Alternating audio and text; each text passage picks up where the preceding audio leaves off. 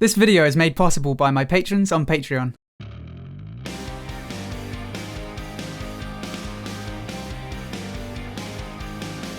Hello everyone, my name is Ziamaro and welcome to Battlerite Sage. So it seems like this week I'm crossing things off my to-do list that have been there for a long time. And the reason I finally decided to do this topic is because of a game I played yesterday. The one that I'm showing you on screen right now. Now, this was far from my best performance, but the purpose of showing you this particular game isn't because of anything that I do, it's because of what the Croak does later on. So while you watch some very hit and miss gameplay from myself, let me talk you through some stuff. First off, what is conditioning? As with most terminology in Battlerite, this is another fighting game term. And honestly, it's a big part of high-level mind games. Essentially, conditioning is gaming someone's expectations, and the point of conditioning someone is to take advantage of what that person expects you to do. To be honest, the best way to explain is with an example. You know the old space into counter meme with Sirius? That's actually a great example of where you could condition someone. Most decent Sirius players would never just space and then panic counter straight away. So let's say you see an opportunity to punish someone. You space in, you use your charged mouse 1 on them, and a lot of players might predict your counter and hold off focusing you back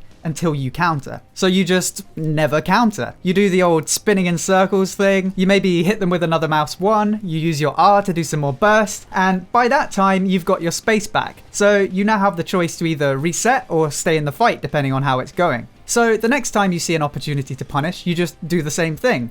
The opponent continues to predict your counter and holds off fully attacking you. You do the same spinny dance and then back off. After the second round of doing this, your opponent might think that they're onto you. So in their head, they're like, wait a gosh darn minute, this Sirius never counters, so next time I'ma just snap him in the head.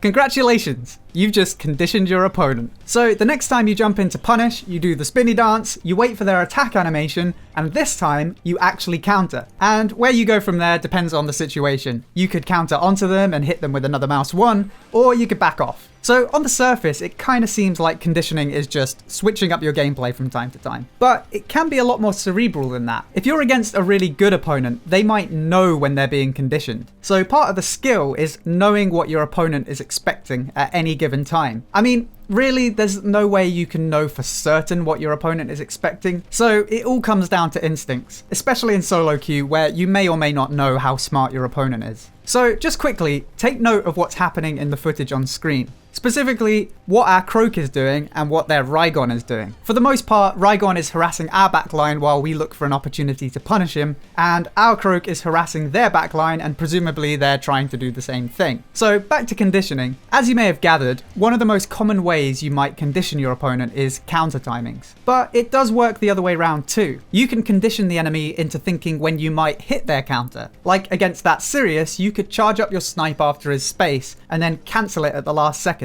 If he counters straight away, then great. You just wait until it's over and then you nail him in the face with some M1s and whatever else you have available because he has nothing. I mean, I probably don't have to go through the entire example here. You can probably see where this is going. What you're trying to do is condition him into thinking you're always going to cancel your snipe. So eventually you're actually going to go through with the snipe and he's not going to counter. Like I said, it really depends how smart your opponent is. Maybe they'll just counter every time, and in that case it's probably going to be an easy win anyway. And don't forget, you can condition people in the exact same way with any kind of defensive ability. Rygon's parry, Thorn's husk, Paloma's fear. But actually, you can condition a bunch of other stuff too, depending on what your champion's kit is. One thing that anyone can condition is target focus. Particularly if you've been tunneling one opponent for multiple rounds in a row, that player might start to play super defensive in anticipation. And that's where you can switch things up. Make it look like you're going to tunnel them again to get them back out of the fight, and then hard switch to their ally. And that brings me back to the in-game footage.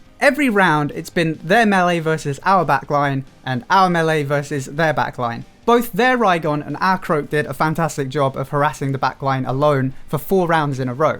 But guess what? The enemy Rygon was conditioned into thinking the Croak was just going to harass his team, and our Croak recognized that. So he did the old switcheroo, and in the final round he helped us with the Rygon, and the Rygon was not expecting it. And honestly, that decision won us the game. To be perfectly honest with you guys, conditioning is not my strong suit. It's something that I'm trying to work on right now. So if you have any tips on how you like to condition your opponents, share it with everyone down in the comments. But needless to say, if you can successfully get into your opponent's head, you can really take advantage of their expectations. I hope you enjoyed this video. If you did, then please feel free to subscribe for more Battlerite guides, news, and discussion. If you'd like to help support the channel and get some unique rewards, then head over to patreon.com/battleritesage. And don't forget to check out twitch.tv/battleritesage. Until next time, thank you for watching, and I'll see you soon.